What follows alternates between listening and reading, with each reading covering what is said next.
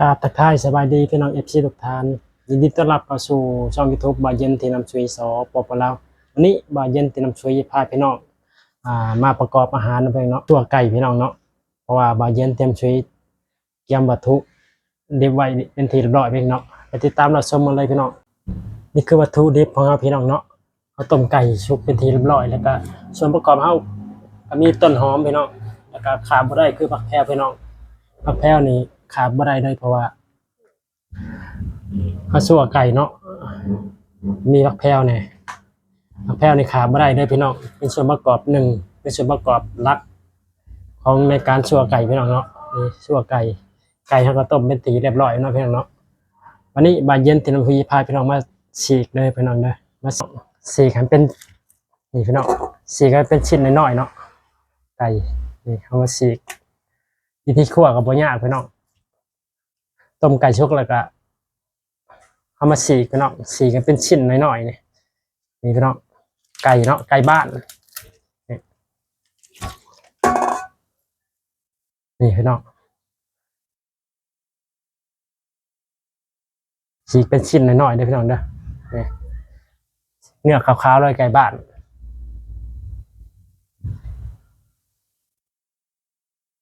โอ้ชิ้นขาวคักเลยพี่น้อง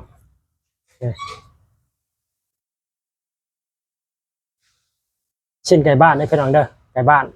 วันเย็นเตรียมซื้อมาซื้อไก่บ้านมาพี่น้องนี่ชั่วพี่น้องหรือว่าสุกเมนูนี้เราอาจจะเห็นในช่วงเป็นงานนะผูกแขนนะเพื่อนเนาะเราจะเอาไก่ขวัญนี่มาชั่วให้ได้กินเฉพาะในงานผูกแขนนี่ไก่เนาะไก่บ้านเนี่ยพี่น้องได้มันจากแซ่บทำไก่พันธุ์ไก่ตลาดนี้เนื้อมันฉีแล้วพี่น้องนี่ลักษณะไก่บ้านนี่เนื้อมันฉีออกดำๆหน่อยหนึ่งพี่น้องแต่มันแซ่บรสชาติเนาะว่าบะเย็นที่น้ำช่วยนี่ชอบกินไก่บ้านพี่น้องไก่พันธุ์นี่ก็กินได้แต่นัดคือไก่บ้านพี่น้อง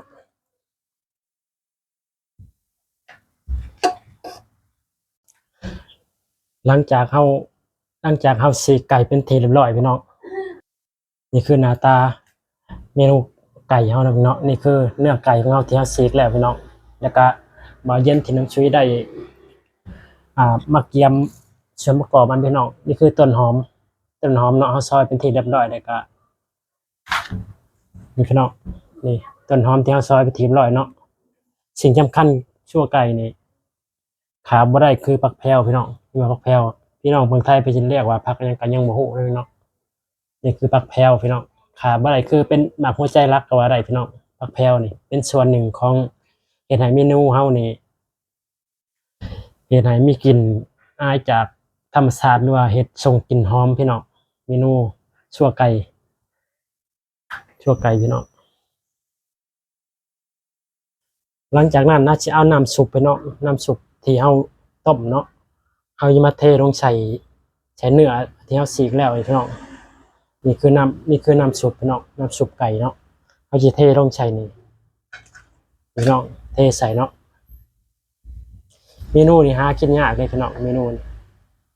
ส่วนหลายเฮาสิเห็นแต่ในช่วง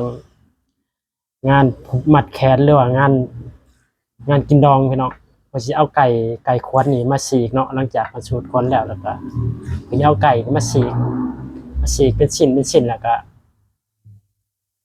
มาสุกคือบาเย็นที่น้ำซุยเห็ดนี่พี่น้องเมนูนี้หากินยากนะพี่น้องแต่บาเย็นที่น้ำซุยนี่เห็ดกินตลอดเพราะว่าเป็นการเอาหลักวิธีการกินแบบบ้านๆเฮาไว้พี่น้องอาหารบ้านเฮานี่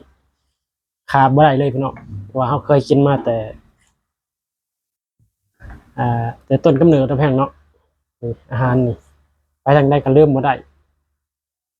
นี่เมนูนี่มันแสดงถึงเฮาถ้าได้กินอาหารบ้านเฮานี่มันแสดงถึงสัญลักษณ์บ่งบอกถึง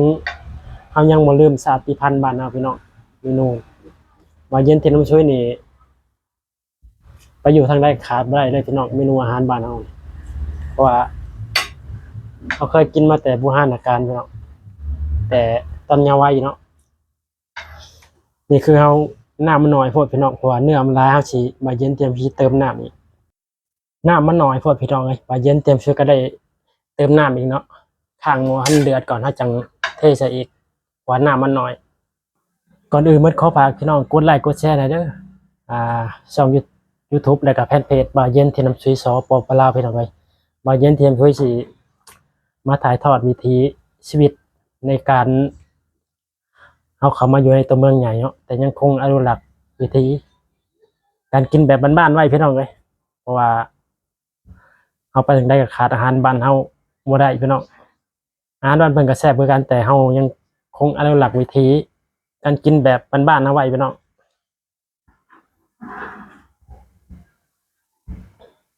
นี่คือน้ำเฮากำลังเดือดพี่น้องเฮาเติมน้ำใหม่เนาะเพราะว่าน้ำมันน้อยเนื้อไก่มันหลายพี่น้องนี่เห็นบ่นี่รอจักพักหนึงได้อพี่น้องเด้อรอจัก5 นาทีพี่น้องรอจัก5 นาทีเนาะเฮาสิมาเทน้ำใส่อีก หลังจากเขาได้รอประมาณ5 นาทีพี่น้องน้ำมันก็พดไปทีเรียบร้อยพี่น้องนี่คือน้ำมันก็พดไปทีเรียบร้อยเขาชิมาเติมน้ำอีกพี่น้องเนาะให้มันหลายเพราะว่าเนื้อไก่เขาหลายพี่น้องเขาเติมน้ำอีกเพื่อเขาใส่ต้นหอมแล้วก็เครื่องปรุงไปน้ำแล้วก็ไม่ใช่น้ำหน่อยพี่น้องเพราะเขาเฮ็ดนี่ใช้น้ำหลายกับมันเพิ่มปริมาณอาหารเขาเพิ่มความหลายขึ้นพี่น้องแล้วก็เฮ็ดให้เขาได้กินหลายคาบนะพี่น้องนี่น้ำมีใส่หลายก็ได้พี่น้องเนาะเพื่อเขาสดเนาะแล้วก็เพื่อ เขากินหลายคนพี่น้องเนาะเพราะว่าครอบครัวเขาใหญ่พี่น้องมันหลายคนเนาะกินน้ำกัน2 ครอบครัวเนาะพี่น้องอยู่ทางใกล้เขาก็ได้แบ่งปันกันกินพี่น้องนี่คือเป็นวิธีอ่าความสัมพันธ์ระหว่างญาติพี่น้องเนาะที่มาอยู่ใกล้กันเขาสิได้แบ่งปันน้ำใจเลยว่าแบ่งปันชูคนชูให้กันนี่พี่น้องให้กันกินเนาะนี่คือส่วนประกอบของพี่น้องส่วนประกอบของเนาะเครื่องปรุงเขามีแล้วก็น้ำปลาข้าวคั่วพี่น้องแล้วก็พริกป่นชูรสขาดบ่ได้เลยแบบหัวใจรักพี่น้องของเมนูของเราชูรสแล้วก็ข้าวคั่วพี่น้องน้ำปลาเนาะตอนนี้บาเย็นเทยนซีพาพี่น้องมาขโมดในสู่ในการปรุงวิธีพี่น้องนี่ในการปรุงเนี่ยพี่น้องเด้อในการปรุง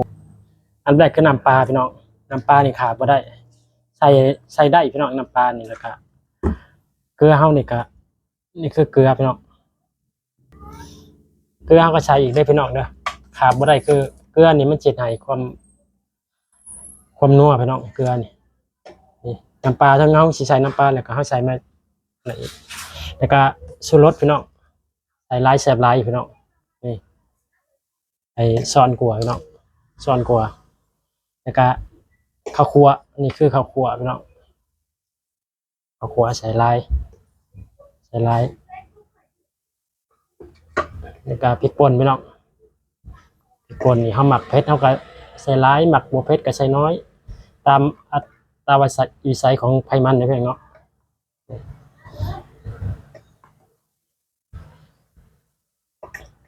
เอาหมักเผ็ดๆแน่นะพี่น้องเนาะนี่คือสีสันพี่น้องเอ้ยสีสันเนาะหลังจากนั้นเฮาคนพี่น้องคนให้มันเข้ากันแล้วก็ขั้นตอนสุดท้ายเฮาก็สิเอาหอมลงพี่น้องเอาเกียมทีละร้อยเนาะหอมพี่น้องต้นหอมเนาะขั้นตอนสุดท้ายเฮาก็สิเอาต้นหอมพี่น้องเทลงเลยพี่น้องเด้อนี่เทลงเลยต้นหอมมีหลายอย่างพี่น้องหอม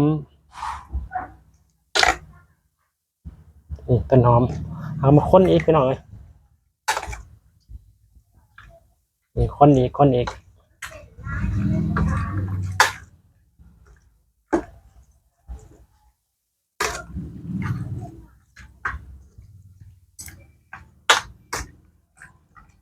ี่น้องสีสันเนี่ยเอาเหลืองเลยพี่น้องแซ่บแน่นอนเพราะว่าเมนูนี้เป็นเมนูแซ่บแน่นอนพี่น้องบ่เย็นกินน้ำช่วยกับข้าวนี่คันกินเองนี่แซ่บแน่นอน สลักหลังจากนั้นเฮาสิมาชิมรสชาติพี่น้องนี่รสชาติ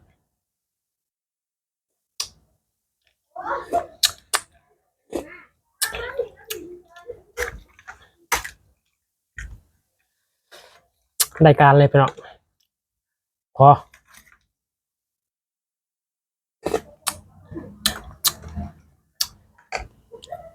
เพิ่มเพิ่มเพิ่ม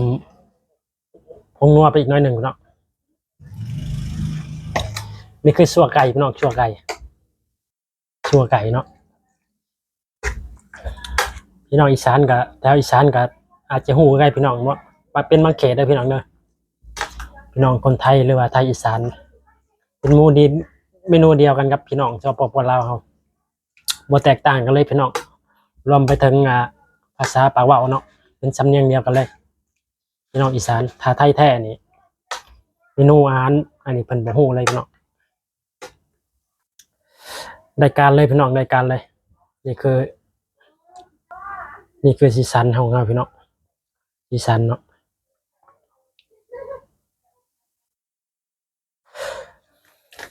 เมนูนี้เขาเอิ้นว่าเป็นเมนูก้อยน้ำก็ว่าได้พี่น้องเพราะว่ามันแบบเดียวกันเลยพี่น้องส่วนประกอบเขามีต้นหอมกับขั่วหมักพริกป่นแล้วก็แป้งนัวเป็นโมเดียได้พี่น้องเรียกอีกภาษาหนึ่งพี่น้องเนาะมาวันนี้บาเย็นเทียมช่วยสิโจคลิปเวียกคนนี้นะเพื่อนเด้อวิธีประกอบอาหารของบาเย็นที่น้ำช่วยสิมาบอกพี่น้องแค่นี้เนาะวิธีประกอบอาหารแบบบ้านๆเลยพี่น้องทั้งทางที่มาอยู่ในตัวเมืองใหญ่แต่บาเย็นเทียมช่วยยังคงอนุรักษ์วิธีการกินแบบบ้านๆเอาไว้พี่น้องว่าอาหารบ้านเฮานี่เป็นอาหารชั้นดีพี่น้องกินยามใดเฮ็ดในร่างกายนี่แข็งแรงพี่น้องข้าวเหนียวจำปาแดกอยู่ใส่มีพี่น้องสปปลาวเฮาจัดเมานี้บาเย็นเตรียมช่วยสิได้โจคลิปไว้แค่นี้เอาอีกคลิปหน้าหรือว่ามีวันหน้าพบพ่อกันใหม่คลิปนี้บาเย็นเตรียมช่วยขอเก่าสบายดีพี่น้อง